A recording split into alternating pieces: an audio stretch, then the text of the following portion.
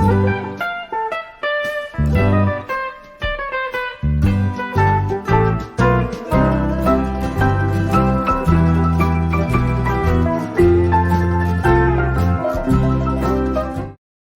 सभी को, मैं मत्तू केवट। मैं आज आपको इस वीडियो के माध्यम से गणित विषय में देखिए मापन पाठ है, मापन घटक, और इसमें है उपघटक है लंबाई। तो मापन में लंबाई के बारे में देखिए मैं आपको बताने जा रहा हूँ। तो यहाँ मैंने लेखन किया है 1 सेंटीमीटर बराबर 10 मिलीमीटर होता है। इसकी जानकारी आपको है कि 1 सेंटीमीटर में 10 मिलीमीटर होता है। और देखिए सेंटीमीटर को संक्षेप में सेमी लिखते हैं और मिलीमीटर को संक्षेप में मिमी लिखते हैं। तो हमें इसकी जानकारी है कि 1 सेंटीमीटर बराबर 10 मिलीमीटर होता है। तो हम मापन पट्टी को इससे देखते हैं कि मापन पट्टी में मीटर तथा सेंटीमीटर को किस तरह से नापते हैं। तो यह ध्यान से देखिए, ये मापन पट्टी है। मापन पट्टी कई प्रकार की होती है और उसमें सेंटीमीटर सीएम अर्थात सेंटीमीटर लिखा रहता है। जैसे आपने देखा ये प्लास्टिक की पट्टी, इसके बाद देखिए ये धातु की पट्टी है और इसमें भी देखिए एक तरफ इसमें इंच में दिया गया है और दूसरी तरफ इसमें देखिए सेंटीमीटर में दिया गया है।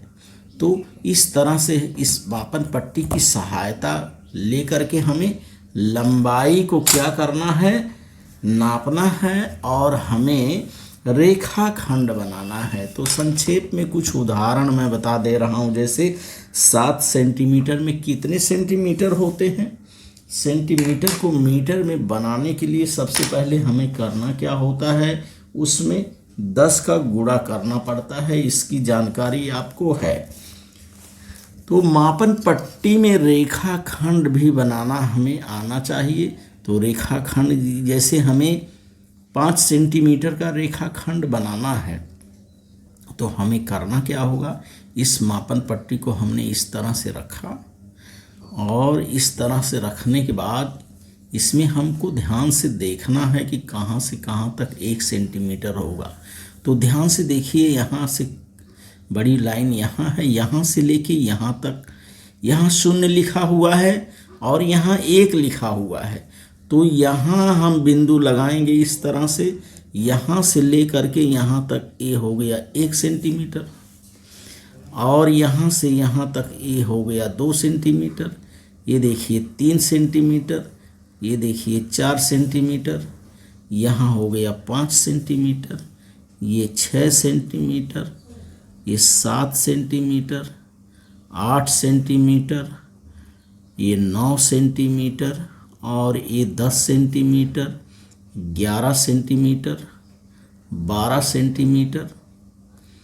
ये पट्टी जो है बच्चों, ये पट्टी जो है 15 सेंटीमीटर की रहती है। ये पट्टी हमें 15 सेंटीमीटर का मापन हम इससे कर सकते हैं। इस पट्टी द्वारा हम 15 सेंटीमीटर का मापन कर सकते हैं। यहाँ तक ने हमने निशान लगाया। देखिए यहाँ ये 15 सेंटीमीटर है। छोटी पट्टी जो है 15 सेंटीमीटर की होती और बड़ी पट्टी जो है ये 30 सेंटीमीटर की होती है और दूसरी तरफ इसके इंच रहता है। इंच में देखिए 12 इंच अर्थात 1 फुट इसमें दिया रहता है। तो इस तरह से हमें मापन पट्टी को पहले समझना है कि हमें किस तरह से सेंटीमीटर नापना है। तो देखिए जैसे हमें इसमें 5 सेंटीमीटर रेखा खींचना है तो हम करेंगे क्या, यहाँ हमने निशान लगा लिया और यहाँ निशान लगाया। इस रेखा को हम ऐसे मिला देंगे।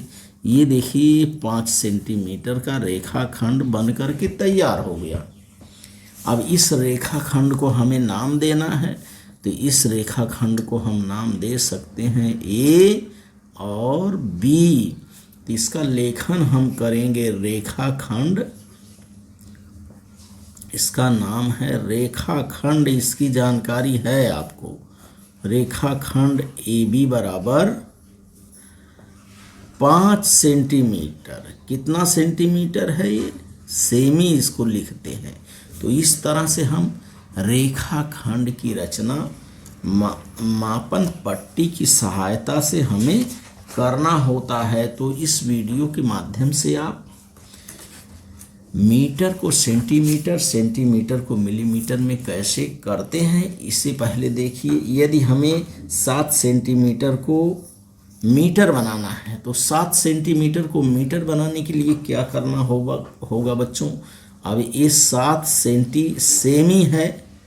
7 सेमी बराबर कितना मिमी? इस तरह से प्रश्न आ गया, कितना मिमी, अर्थात 7 सेंटीमीटर बराबर कितने मिलीमीटर होते हैं। तो हमें करना क्या होता है? आपको पैमाना पता है कि 1 सेमी बराबर कितना होता है? 1 सेमी बराबर 10 मिमी होता है। तो ये 7 सेंटीमीटर को मिलीमीटर में बनाने के लिए आपको क्या करना होगा?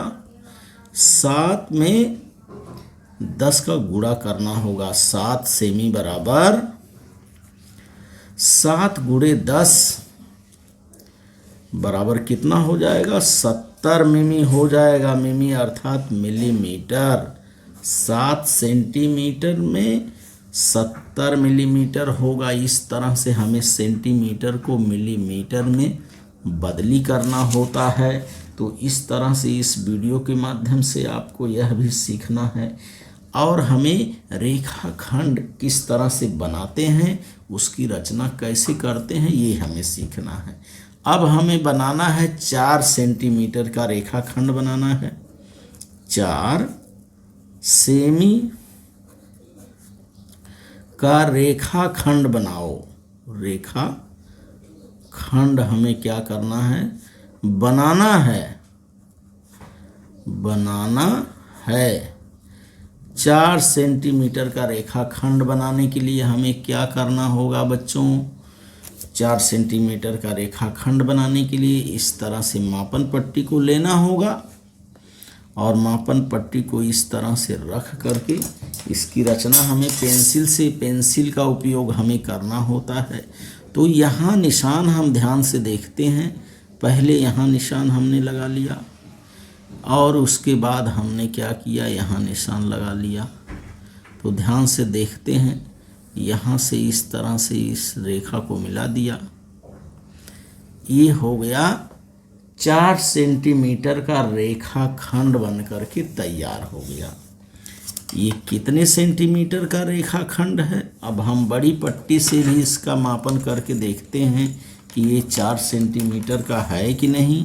तो 4 सेंटीमीटर ये बड़ी पट्टी में देखिए यहाँ लाइन है और यहाँ से शुरुआत से यहाँ से इसमें नापना है और ये 4 यहाँ लिखा हुआ है। तो ये 4 सेंटीमीटर का है। वापस इसको हम दूसरी पट्टी से भी यदि नाप करके देखते हैं कि क्या हमारा ये 4 सेंटीमीटर का है। तो हमने यहाँ से नापा, ये देखिए ये 4 सेंटीमीटर का है। तो इस तरह से हमें मापन पट्टी की सहायता से रेखा को नापने भी आना चाहिए कि नाप करके हम उसका माप पता कर सकें। ये देखिए हमें यहाँ जहाँ निशान लगा है यहाँ ये लगाना है खड़ी पाई के यहाँ और यहाँ खड़ी पाई के यहाँ। तो हमने क्या किया देखिए, 4 सेंटीमीटर का बनाने के लिए यहाँ बिंदु का निशान लगाया, यहाँ निशान लगाया। उसके बाद इस रेखा को हमने क्या किया? मिला दिया। तो इस तरह से देखिए बच्चों, ये 4 सेंटीमीटर का रेखाखंड बनकर के तैयार हो गया।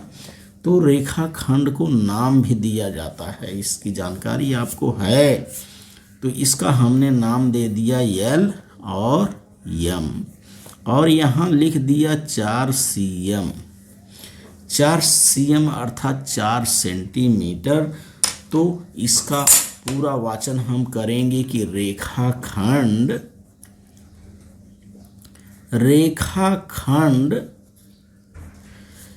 L M बराबर कितना है? ये 4 सेंटीमीटर। सेंटीमीटर पूरा ना लिख के हम इसको सेमी लिखते हैं।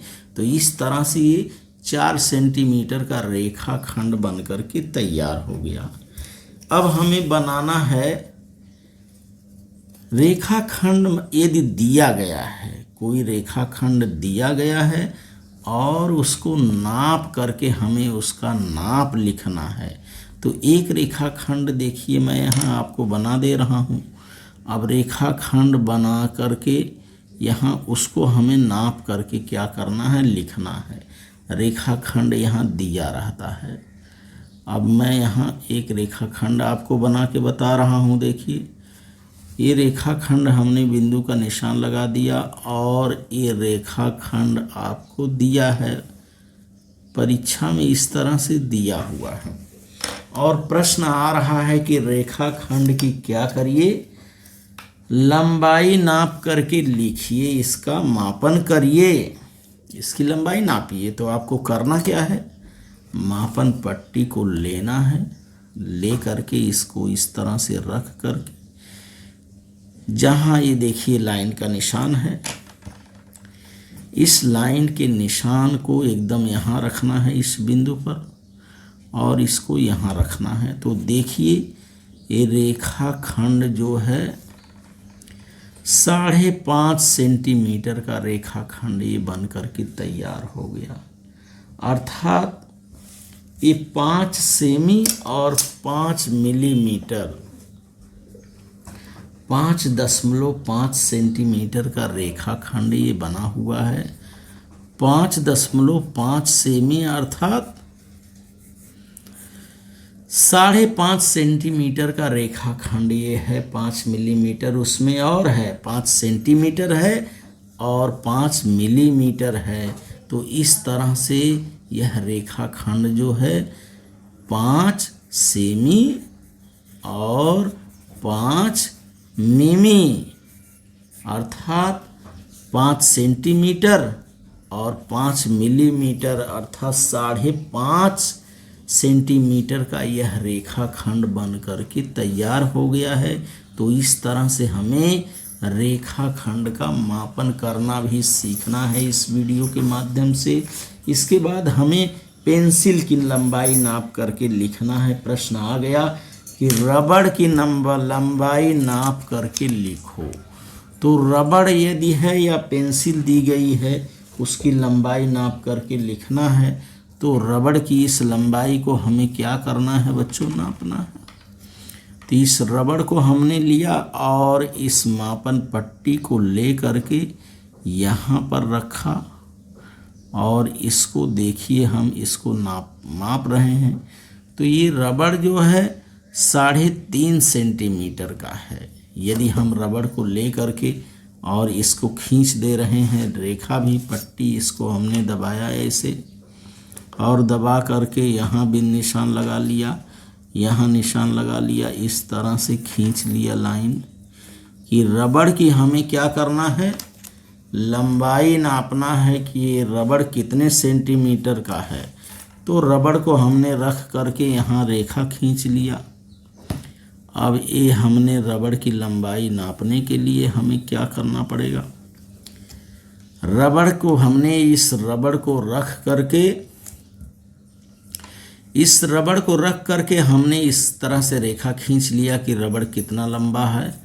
तो इसकी लंबाई नापने के लिए हमें क्या करना पड़ेगा, रेखा को मापन पट्टी से नापना होगा। तो हम यहाँ निशान लगा ले रहे हैं और यहाँ ध्यान से देख रहे हैं कि ये रबड़ जो है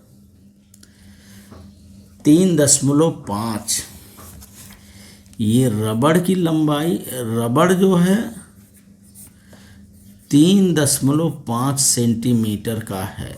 रबड़ कितना लंबा चौड़ा है, ये 3.5 सेंटीमीटर अर्थात इस रबड़ की लंबाई जो है बच्चों 3.5 सेंटीमीटर है।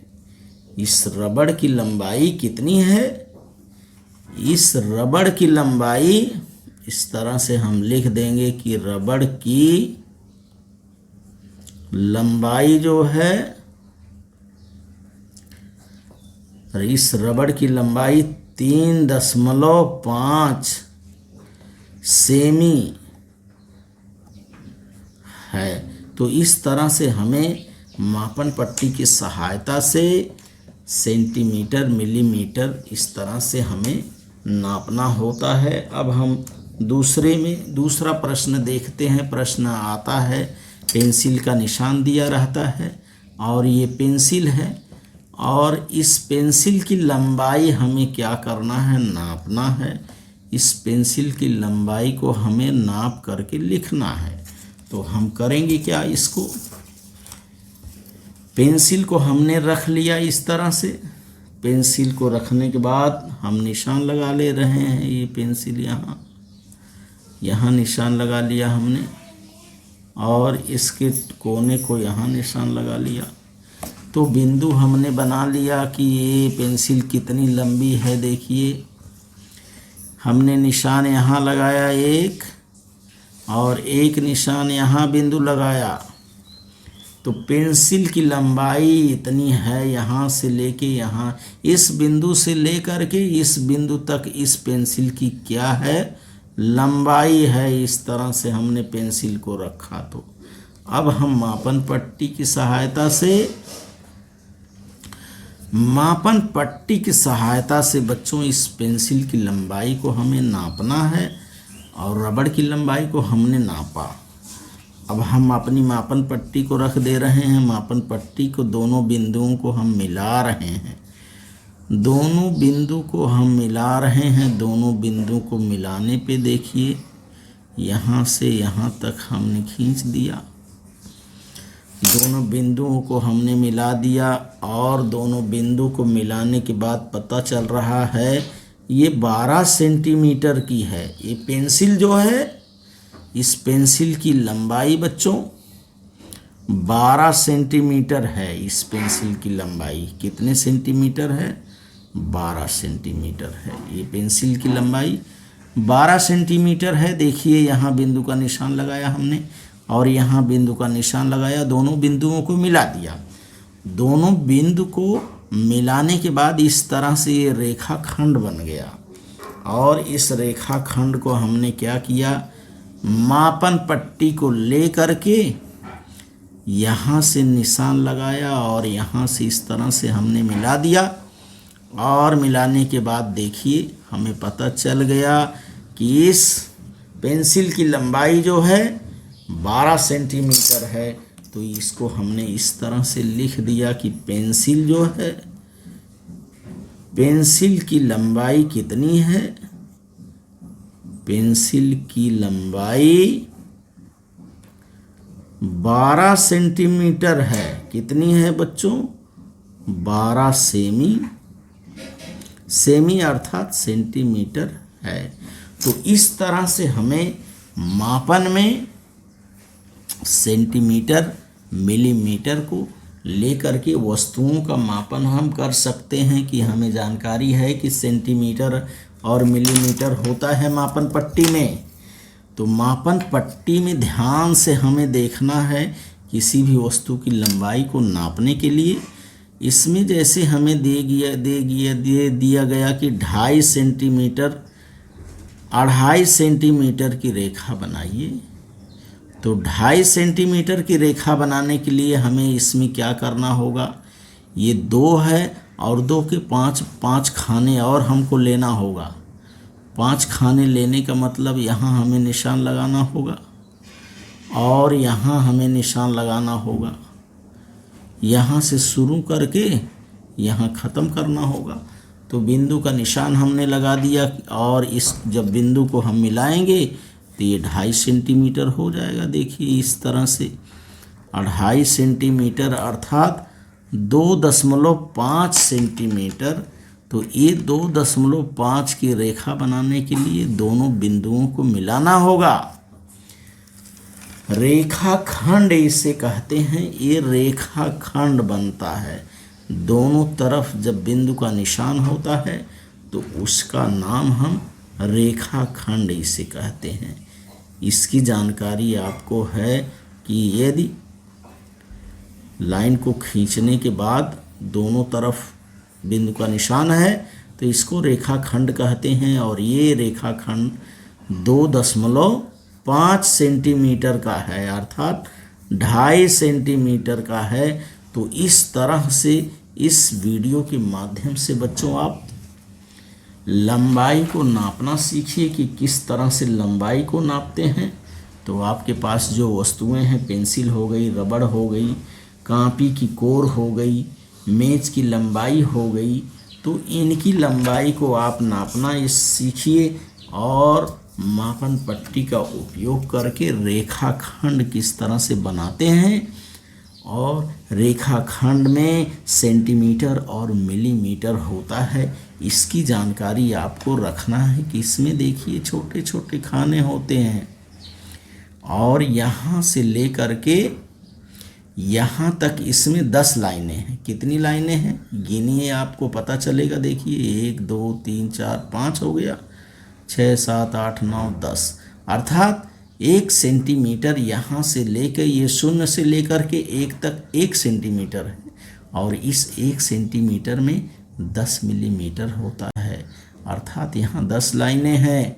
तो इस तरह से आप इस वीडियो के माध्यम से सेंटीमीटर को मिलीमीटर में बदलना और रेखाखंड की रचना करना, रेखाखंड की लंबाई को नाप करके उसको लिखना और वस्तुओं की लंबाई मापन पट्टी से किस तरह से नापते हैं इसको सीखने का प्रयत्न करिए। और मेरे आगे आने वाले वीडियो के लिए आप मेरे चैनल को सब्सक्राइब करें, लाइक करें, शेयर करें, बेल आइकन को दबाएं। धन्यवाद सभी को।